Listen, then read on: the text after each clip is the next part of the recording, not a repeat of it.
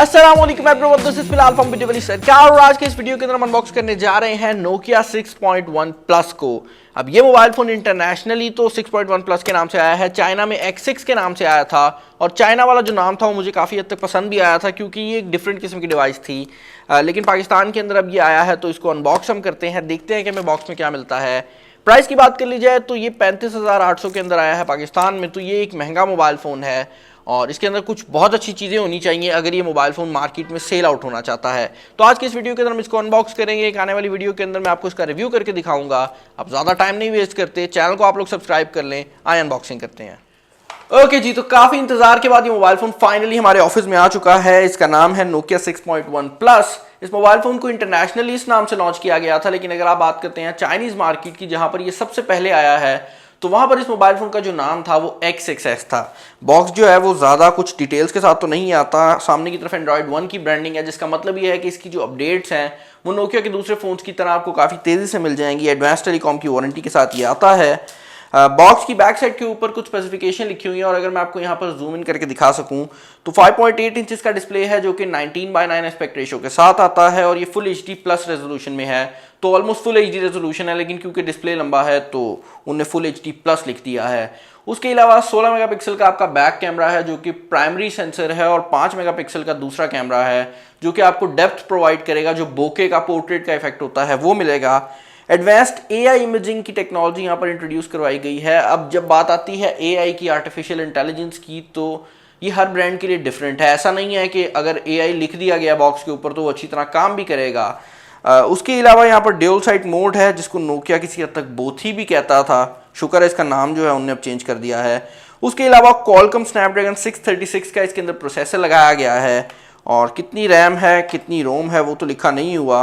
यहाँ पर नीचे वाली साइड पर आप लोग देख सकते हैं कि छोटा सा करके इसका कलर लिखा गया है जो कि ब्लू है। अब इस मोबाइल फ़ोन को अनबॉक्स करते हैं, देखते हैं कि हमें बॉक्स के अंदर क्या मिलता है और आने वाली एक वीडियो के अंदर मैं आपको इस मोबाइल फ़ोन का जो मुकम्मल रिव्यू है वो प्रोवाइड कर दूंगा। तो अगर आप लोग चैनल के ऊपर नए हैं मैं आपको रिकमेंड करूंगा कि आप चैनल को सब्सक्राइब कर लें ताकि जब भी वो मुकम्मल रिव्यू वाली वीडियो पोस्ट हो तो आपको उसका नोटिफिकेशन भी आ जाए और आप लोग वो वीडियो चेकआउट भी कर सकें। यहाँ पर ऊपर वाली साइड पर भी एक सील है जिसको मैं ब्रेक कर लेता हूँ और बॉक्स को जैसे ही आप ओपन करेंगे सबसे पहले आपको देखने को मिल जाता है आपका वारंटी कार्ड। और ये जो वारंटी है ये स्टार्ट हो रही है अक्टूबर के अंदर और 2019 में जाकर ख़त्म हो जाएगी। उसके अलावा आपको देखने को मिल जाती है आपकी डिवाइस और मैं एक बड़ा फ़ोन एक्सपेक्ट कर रहा था, लेकिन ये हाथ में होल्ड करने में कोई ज़्यादा बड़ी डिवाइस नहीं है। तो इसका नाम प्लस रखा गया है, लेकिन ये प्लस साइज़ की डिवाइस नहीं है। शायद प्लस इसलिए कहा गया है कि इसके अंदर जो 6.1 है नॉर्मल वाला उसकी निस्बत थोड़े एक्स्ट्रा फीचर्स हैं तो इसको प्लस कह दिया गया है। लेकिन अगर आप साइज़ की बात करते हैं तो ये एक छोटी डिवाइस है और ज़्यादा बड़ी नहीं है। मैं इसको टर्न ऑन कर लेता हूँ और जितने टाइम में ये टर्न ऑन होगी हम बॉक्स के अंदर जो बाकी चीज़ें हैं उनके अंदर एक नज़र डाल लेते हैं। सिम इंजेक्टर टूल है, उसके अलावा कुछ पेपर वर्क है, गेट स्टार्टेड गाइड और वो चीज़ें वगैरह। और यहाँ पर आपको देखने को मिल जाता है आपका एक्सेसरी बंडल।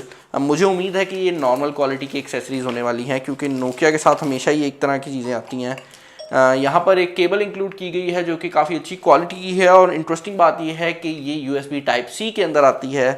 उसके अलावा आपको मिल जाते हैं ईयरफोन्स जो कि नोकिया के टिपिकल ईयरफोन्स हैं, इनमें कुछ खास नज़र नहीं आ रहा।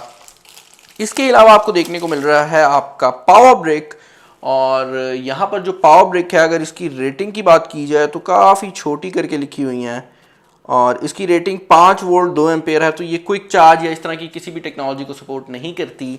अब ये जो मोबाइल फ़ोन है ये 35,800 की इनवॉइस के साथ आता है पाकिस्तान के अंदर, जिसका मतलब ये है कि ये एक सस्ती डिवाइस नहीं है। तो इस मोबाइल फ़ोन के अंदर काफ़ी अच्छी चीज़ें होनी चाहिए अगर इसने पाकिस्तानी मार्केट में स्टे करना है। मैं इसको सही तरह सेटअप कर लेता हूँ और उसके बाद देखते हैं।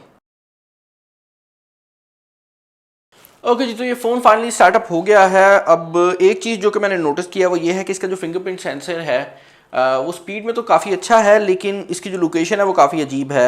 मैं पहले इसकी फ्लैश के ऊपर हाथ रख रहा था और नेचुरली आपका हाथ भी वहीं पर जाता है, तो फिंगरप्रिंट सेंसर जो है उसको थोड़ा सा ऊपर होना चाहिए था, लेकिन वो आपके कैमरा मॉड्यूल्स की वजह से नीचे कर दिया गया है। स्क्रीन की बात कर ली जाए तो स्क्रीन इसकी मुझे काफ़ी अच्छी लग रही है। यहाँ पर जो कलर क्वालिटी है वो काफ़ी अच्छी है, लेकिन इसका जो ब्राइटनेस का लेवल है वो मुझे इतना कुछ खास नहीं लग लेकिन इसकी जो ब्राइटनेस है वो मुझे किसी हद तक कम लग रही है, तो वो एक मेरा कंसर्न हो सकता है। ओवरऑल ये मोबाइल फ़ोन बैक साइड पे आपको ग्लास बिल्ड प्रोवाइड करता है, बॉडी भी इसकी काफ़ी हद तक सॉलिड एल्यूमिनियम बिल्ड में आती है, बटन्स भी मुझे ठीक ठाक ही लग रहे हैं। तो ओवरऑल ये मोबाइल फ़ोन काफ़ी मज़ेदार किस्म की डिवाइस हो सकती है। अब आप में से काफ़ी ज़्यादा लोग मुझे ये कह रहे थे कि इसको मैं नोकिया 7 प्लस के साथ कंपेयर करूं, और कुछ लोग इस चीज़ में भी कंफ्यूज थे कि 7 प्लस के बारे में मैंने कहा था कि वो 36,000 में आता है, लेकिन अब उसकी मार्केट प्राइस को क्या हो गया है यार। जब मैंने 7 प्लस की वीडियो बनाई थी तो उस टाइम पर उसके ऊपर सेल लगी हुई थी, और यही वजह थी कि मैं वो रिकमेंड भी कर रहा था। लेकिन बाद में नोकिया ने उसकी जो प्राइस थी वो इंक्रीज़ कर दी, और अब मैं आपको उसके प्राइस टैग के हिसाब से वो फ़ोन रिकमेंड नहीं करता। इसके अलावा अगर आप चैनल के ऊपर नए हैं तो चैनल को सब्सक्राइब कर लें। यहाँ कहीं पर फेस आ रहा होगा मेरा, वीडियो के नीचे सब्सक्राइब का बटन आ रहा होगा। अगर आप फेसबुक पे देख रहे हैं तो फेसबुक पेज को लाइक कर दीजिएगा। वीडियो पसंद आई है तो ज़रूर लाइक कीजिएगा। कमेंट में बताइएगा कि नेक्स्ट वीडियोज़ में क्या इंप्रूव किया जा सकता है। और मैं कैमरे को ऐसे करता हूँ तो ये फोकस छोड़ जाता है, क्योंकि ऑलवेज ऑन डिस्प्ले जो है उसमें काफ़ी शाइन है। तो ज़्यादा टाइम नहीं वेस्ट करता। अल्लाह हाफिज़।